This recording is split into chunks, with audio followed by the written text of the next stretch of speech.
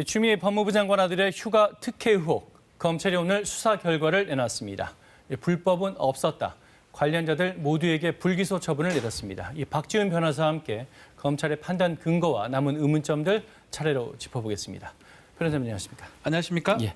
의혹이 크게 두 가지였죠. 네. 우선 휴가 복귀 안 했으니까 군무이탈 아니냐. 또 하나는 휴가 사후 승인이 특혜 아니냐. 근데 검찰 결론은 이 두 가지가 다 무혐의라는 거죠, 그렇죠. 지금? 크게 보면 군무이탈죄하고 부정청탁 관련된 부분인데 예. 군무이탈죄는 군형법상에 군무를 기피할 목적으로 부대나 직무를 이탈할 때 성립하는 범죄고요. 평시에는 1년에서 10년 사이 징역에 처할 수 있는 범죄인데 가장 중요한 게 군무를 이탈할 목적으로 해야 됩니다. 과실로 하는 게 아니고 본인이 그걸 인식하고 군무 이탈을 해야 되는데 지금 검찰 수사 결과에 따르면 2번에 걸친 병가가 있고 마지막 휴가가 있는데 이 병가를 할 때 이미 부대장한테 승인을 받았다. 예.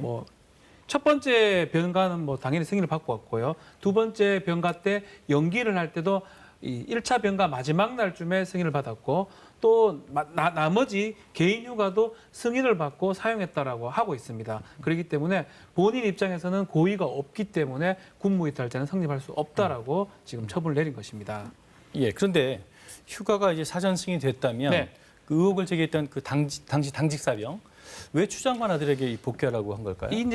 이 승인권자가 명령권자가 중령급 지휘관입니다. 중령급 지역 대장이죠. 지역 대장인데 이 사병이 당직을 병사가 쓰고 있는데 아마 전달이 안 됐을 수도 있고요. 정확하게 인지를 못했기 때문에 다만 들어오지 않기 때문에 본인이 전화를 했을 가능성이 있지 않을까. 또 검찰에서도 그렇게 아마 판단한 것으로 보입니다. 근데 이 과정에서 추 장관의 보좌관이 이 부대 장교에게 직접 전화를 했다. 이건 사실로 드러난 거죠. 예, 이 부분은 맞는 것 같습니다. 예. 일단은 이 장관의 전 보좌관이에요. 최 모 씨가 세 차례 걸쳐서 휴가 연장이라든지 문의를 했던 것을 확인을 했고요.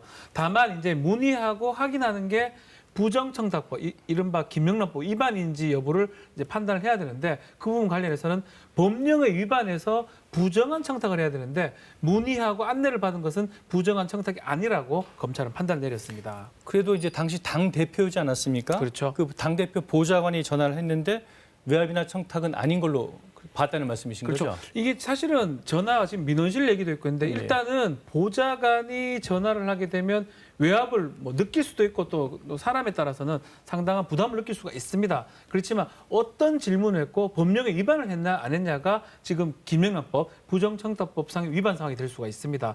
여기서는 지금 일단은 원칙적으로 절차를 안내를 받은 거기 때문에 이 부분이 부정한 청탁으로 볼 수 없다라는 게 검찰의 결론입니다. 근데 이런 맥락에서 검찰이 추 장관과 이 보좌관의 메시지를 공개했죠. 어떤 네. 내용입니까?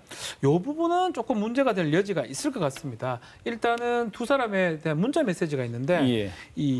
그 무렵입니다. 6월 21일, 2017년 6월 21일인데 추 장관이 지원 장교 관련해서 연락을 좀 취해달라고 요청을 좀 했고요. 지금 화면에 나가는 게 지금 장교 전화번호인 거죠? 그렇죠. 전화번호를 넣으면서 그러니까 지원 장교에게 한 번 더 연장해달라고 요청을 했습니다라고 이 부분은 추미애 장관이 이제껏 좀 얘기했던 전혀 관여한 바가 없다. 이 부분하고 배치될 가능성이 있기 때문에 이 부분은 논란이 될 것으로 좀 보입니다. 그러니까 추 장관이 지금 저 CG를 보면 네. 직접 장교의 번호를 전달했고 또 보좌관에게서 관련 사실을 보고받은 것은 그 사실인데 네. 검찰이 이걸 지시나 관여로 지금 보지 않았다는 거 아닙니까? 그렇죠. 지시 관여한다 해가지고 무조건 처벌되는 게 아니고요. 예. 부정한 청탁, 부정한 지시. 법령에 예, 반해서 물어볼 수 있죠. 아버지로 예. 물어볼 수 있는 기고. 다만 이 부분은 이 청문회나 어떤 다른 과정에서 국회에서 그렇게 관여한 바가 없다. 이렇게 계속 얘기했기 때문에 이렇게 도덕적인 부분에서 문제가 될 수가 있지 법적으로는 그렇게 지시를 한다 해가지고 법에 위반되지 않는다면 아무런 문제는 없습니다. 예, 그렇군요. 또 추 장관 부부가 직접 국방부에 민원을 넣었다. 이런 네. 그 국방부 면담 기록도 있지 않았습니까? 이 부분은 좀 검찰의 자료에 따르면 예. 일단은 보좌관이 넣은 것으로 좀 보이고요. 다만 보좌관이 누구냐 물으니까 보좌관 얘기하기 어려우니까 부모라고 얘기한 것으로 지금 기록이 됐고 구체적인 자료는 지금 없는 것으로 지금 보입니다. 이 관련자들 이제 모두 무혐의 처분 받았습니다. 네. 이렇게 되면 재판 없이 여기서 마무리되는 거죠? 그렇죠. 불기소 예, 재판을 불기소. 하지 않겠다라는 예. 뜻이거든요. 혐의가 없다라는 뜻이고 만약에 뭐 추가 고발이 있고 추가 고소가 있다 그러면 재조사의 가능성이 있지만 지금 이 사건에 대해서는 재판 없이 종료가 된다고 보면 될 것 같습니다. 근데 이제 휴가 의혹뿐만 아니라 이 자대 배치나 통역병 선발, 청탁 이런 의혹도 좀 남아 있지 않습니까? 이것도 애매하긴 합니다. 이것도 부정청탁법 위반의 여지가 있습니다. 자대 여지는 배치 있다. 받을 때도 예. 문제고 또 올림픽 관련해서 좀 통역변을 해달라. 이 부분은 기본적으로 법령에 위반해서 부정한 청탁을 해야 되는데 이 부분은 아마 좀 혐의 사실이 인정받기가 좀 어려운 상황이 아닌가 이렇게 보입니다. 예.